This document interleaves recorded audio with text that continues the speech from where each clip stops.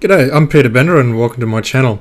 This week we're going to have a very adult type topic and we're going to talk about AI, and I've entitled the video Porn versus Prayer. One of the big concerns for the forefathers of AI is the fact they recognise that it will have different effects depending on who uses it, whether they're good people or bad people basically. And we'll talk a bit about that, particularly in regards to areas of pornography and also on the other scale, Christian creation content. And I'll finish it off with a discussion on, haven't we seen this all before? All right, so you may have already been inundated with the content provided by AI.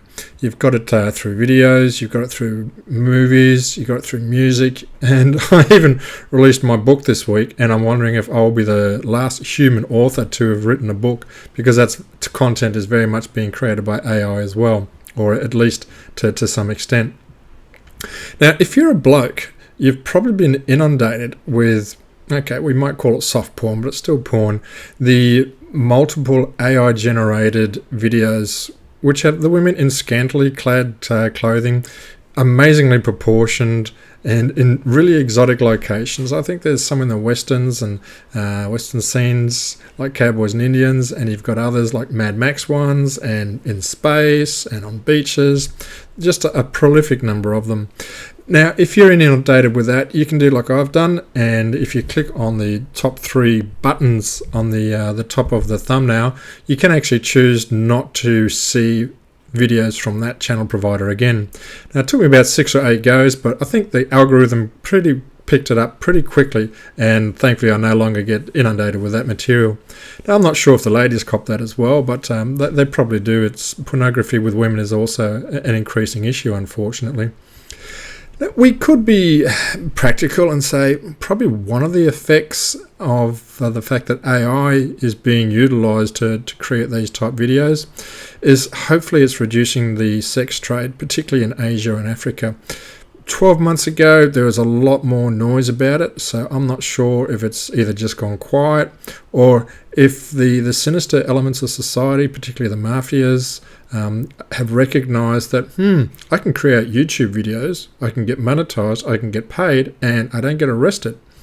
It still doesn't make it right, but perhaps it's one step in the right direction. Once again, it depends on your outlook on life, if you're practical or not. Look, I don't support it. It's just an aspect of discussion that we've got. I had an interesting talk the other day, and someone brought up a video to me, and it was on music, and they had a typical still screen behind it and a karaoke sort of songs across the words across the bottom, and I explained, that's AI generated, and they said, wow, it's really good. I said, yeah, and it's going to get better. Pretty soon you will not be able to pick the difference between AI-generated music and human-generated music. That is one of the areas. It's good to have entertainment and a variety of entertainment, and particularly some of the different genres that come through there.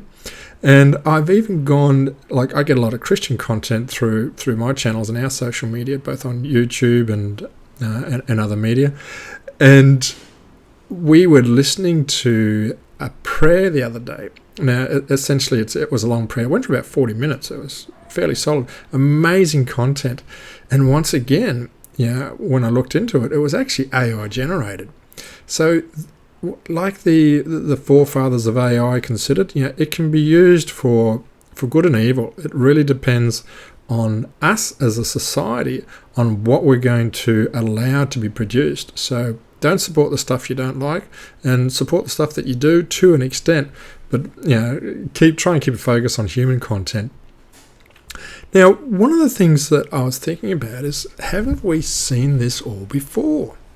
And I remember when computers first came out. Now, I'm sorry, this is about 84. I remember when they first came out of my school, and I was lucky enough to be one of the first programmers to have a go at it. And everyone was saying, the world will finish with computers. We'll lose all these millions of jobs, and we'll all become, TV vegetable addicts, just sitting in front of the box watching, eating chips, drinking cans of Coke, and getting fat and lazy. That wasn't the case, and I think that AI is similar to that. A lot of people are worried about the impacts of it. I think it will open as many doors as it will close.